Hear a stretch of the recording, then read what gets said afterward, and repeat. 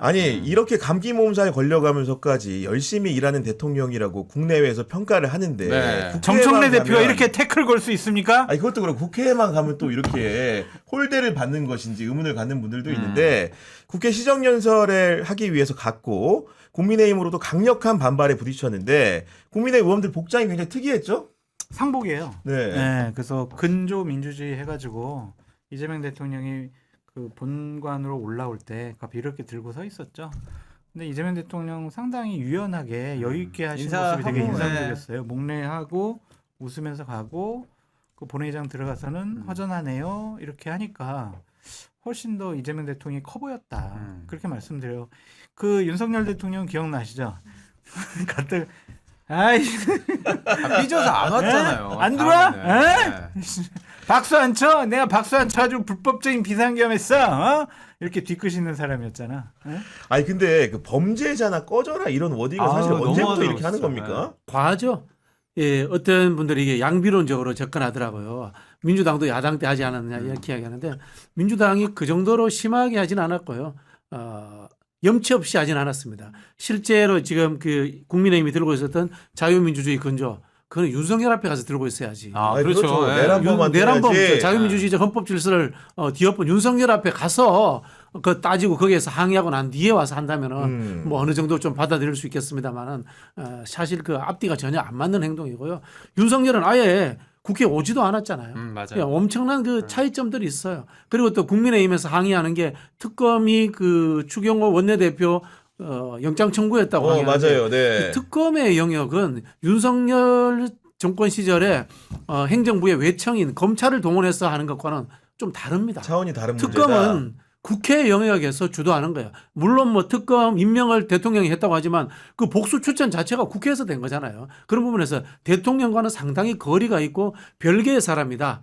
별개의 행위가 이루어지고 있다. 이렇게 봐야 되고요. 뭐 좀 사적인 이야기입니다만은 예. 이재명 대통령이라는 사람이 어떤 분들은 야당 때 그 투쟁하고 이런 모습을 보고 강성이다. 뭐 이렇게 또 이 권력 정치의 그 추종자다 이렇게 생각하는데 그렇지 않아요. 행정이라든가 일하는 재미, 정책의 재미 이런 것들에 대해서 굉장히 추구하는 사람이지 누군가를 죽이려고 한다거나 복수를 한다거나 이런 스타일의 사람이 아니에요.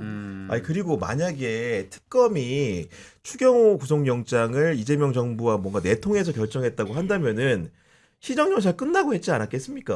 그것도 그렇죠. 앞뒤가 안 맞잖아요. 솔직히 그렇죠. 말해서 이렇게 판을 크게 키울 이유가 없잖아요. 이재명 대통령 그 비서실장이 이른바 저기 국정안정법 그 중단하라고 했잖아요. 그것도 한편으로 보면 야당에게도 보내는 신호예요.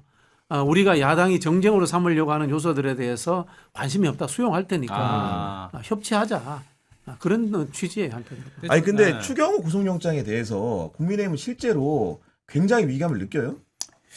위기감을 느끼는 분들도 있고 그냥 이 상황에서 건설 잡아서 어쨌든 정부 여당 뭐 대통령 공격해야 되겠다라는 두 가지 생각이 있는 것 같아요. 뭐 많은 평론가들이 분석을 하지만 이번에 추경호 뚫리면은 같이 그 활동을 했던 건에서 숫자 세고 연락하고 했던 6, 7명 정도의 의원들도 같이 그 구속영장 청구될 수 엮일 수 있겠구나. 있다. 네. 그리고 그것이 표결 방해 행위로 규정이 된다면 결국에는 내란 동조 그럼 위헌정당 심판까지 갈 수 있겠구나. 그런 위험성을 본인들이 느끼고 있는 것 같고 또 하나는 그냥 내년 지방선거를 앞두고 확실하게 좀 대척점을 좀 공격 포인트를 잡아서 네. 무조건 건수만 생기면 공격한다. 그런 생각도 있는 것 같아요. 네. 근데 1패 끝나고 저는 상당히 좀 바보 같은 짓을 했다라고 네. 저는 말씀을 드리고 윤석열 대통령이 처음 이제 시정연설 하러 왔을 때 민주당도 똑같은 일을 했었을 때 국민의힘 했던 반응과 주옥 같은 멘트들이 있어요. 네. 아 그거 그대로 이제 한번 돌려주고 싶다. 되새겨 보시면 좋을 것 같고 그래도 대한민국 대통령이잖아요. 정상회의 여러 가지 외교적인 활동 어느 정도 그래요, 성과를 예. 거뒀고 잘 마치고 돌아왔잖아요. 네. 그러면은 예우해주고 시정연설이 뭐예요? 정쟁을 할 수 있는 게 아니에요. 시정연설은 예산안 설명하는 거잖아요. 그렇죠. 내년도 이거 정부 듣고 예산안. 이제 또 예산 정국 들어가면 정부가 뭔 예산을 잘못했는지 꼼꼼히 따져봐야 될 거 아니에요. 그럼 예산안 심사 안 할 거예요? 그러니까 이 바보 같은 짓이라는 거예요. 좀 분리를 해야 돼. 정치적인 정쟁의 명과 의원, 국회의원으로서 야당으로서 할 역할들 이거는 두 개 구분해야지 국민들이 그래도 쟤네들은 대한야당이 될 수 있겠구나라고 생각을 하지 무조건 그냥 나쁘다 이렇게 하면은 근데 저는 한편으로 이해도 갑니다. 네. 그것밖에 할 수 있는 게 없어가지고 할 줄 아는 게 그것밖에 에휴. 없어가지고. 그래 놓고는요. 의장실 찾아옵니다 또. 찾아가요 또. 자기 지역구 예산 때문에. 그게 한두 번 받겠어요? 그게 또 그러니까. 정치권 예. 그 밖에 생인인 거죠. 그런 상황인 건데 저는 궁금한 게 이준석 대표가 최근에 보면 추경호 영장 문제도 그렇고 뭔가 국민의힘하고 좀 궤를 같이 하려는 듯한 모양새를 많이 취하는데 그 이유는 뭡니까? 근데 본인이 다른 방송 가서 얘기했어요. 난 합리적으로 상식적으로 논리적으로 생각을 해서 뭐 진영을 가리지 않고 뭐 옳다고 생각하는 거 내가 그냥 얘기한다. 그냥 일각에서는 내가 자꾸 이런 얘기를 하니까 내년 지방선거를 앞두고 국민의힘과 어떤 연정 연대 아니면 후보 단일화 아니면 합당 이런 것까지 생각하는 거 아니냐라고 얘기하는데 그럴 생각이 전혀 없다라고 얘기를 했는데 네. 일단은 한동훈 대표도 추경호 우리 전 원내대표 그렇죠. 이거 구속영장은 이거 기각돼야 기각돼야 된다. 된다. 라고 얘기를 하고 똑같은 얘기를 김재섭 의원도 하고 맞습니다. 뭐 누구야 이준석 대표도 하고 그런 걸 보면은 좀 그 안에서 다른 얘기를 했던 분들이 좀 편을 들어줘야 될 부분들에 대해서는 편을 들어줘야 강성 지지층에서도 그래 쟤네들 그렇게 배신자만은 아니구나 우리 편도 들어주는구나 그렇게 생각할 수 있다라는 정무적인 판단도 있지 않을까 정무적인 판단이다. 그런 생각도 듭니다. 아니 근데 이준석 대표가 추경호를 두둔하면서 올린 글을 보면 약간의 이게 논리성을 가장하고 있는데 이해가 안 되는 글인 것이 어떻게 네. 설명을 했냐. 그 비상계엄 해제 표결에 대해서 누군가와 상의하거나 논의하는 행위 역시 국회의원 표결의 부수적 행위로서 면책 범위에 해당할 가능성이 높다 이런 걸 한 거예요. 쉽게 얘기해서 헌법 45조가 보장한 국회의원 면책특권 하에 의정활동 그 표결권이 있으니까 그런 부수적 행위로서 뭔가 상위 논의를 한 거기 때문에 문제가 안 된다 법적으로 형사법적으로 이런 논거를 댄 건데 이해가 되십니까? 말이 안 되죠. 이 윤석열이라는 내란 주범자하고 상의하면 그게 법적으로 문제가 안 됩니까? 내란 주동자의 교사를 받아가지고 불법 행위에 가담한 것이 되는데 이건 앞뒤가 전혀 맞지 않다. 이렇게 말씀을 드리고 싶고요. 저는 이 부분 관련해서 이준석 대표보다 더 중요한 사람이 한동훈 전 대표라고 보는데요. 네. 한동훈 전 대표는 그 당시에 대표였기 때문에 추경호 원내대표와 다양한 소통을 했을 겁니다. 네. 그리고 소통 과정에서의 갈등도 있었을 가능성이 충분히 있다고 봅니다. 즉 한동훈 대표는 추경호 원내대표가 유죄인지 무죄인지 알고 있을 겁니다. 네. 아 그래요. 네.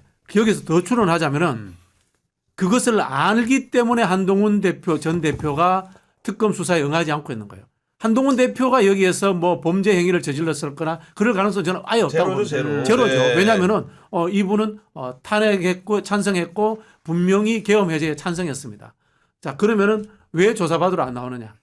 금방 이야기하신 것처럼 아직도 국민의힘은 친윤 잔종 세력들이 주류를 차지하고 있고 이런 아스팔트 보수 당원들이 많기 때문에 그 사람들 눈에 배신자로 찍히지 않기 위해서 진실을 이야기 못하는 거다. 저는 그렇게밖에 볼 수 없어요. 눈치를 보는 거지 뭐 진실은 얘기했고 아니지. 한동훈 대표 정말 이건 인정을 해줘야죠. 추경호 원내대표가 무죄다 그러면은 당연히 수사에 응하고 자기가 알고 있는 이야기 다 털어놓죠. 오히려? 못 털어놓잖아요. 못 털어놓는 것은 짐작해보면 반대의 경우다라고 보이는 거고. 그럼 원장님 이제 그 털어놓고 안 털어놓고의 문제가 아니라 특검은 뭔가 있다. 당연히 확실한 뭐 있죠. 증거를 가지고 있다는 겁니까 그러면? 그 원내대표실 핸드폰 이른바 그 당직자들. 당직자들 핸드폰이 다 같다고 하잖아요. 아. 예를 들자면은 어디로 모여라, 여기로 모이지 마세요. 이 문자를 원내대표가 직접 보냈겠어요? 거기 아. 원내대표실에 국장이나 뭐 부장한테 시켰겠죠. 문자 보내, 단체 문자 보내, 단체 문자 보내. 네. 이렇게 했겠죠. 그리고 단톡방, 단텔방이 전체 의원방이 있는 게 아니라 상임위별로 있고요, 원내 지도부별로 있고요, 친윤별로 있고요, 찐윤별로 있고요.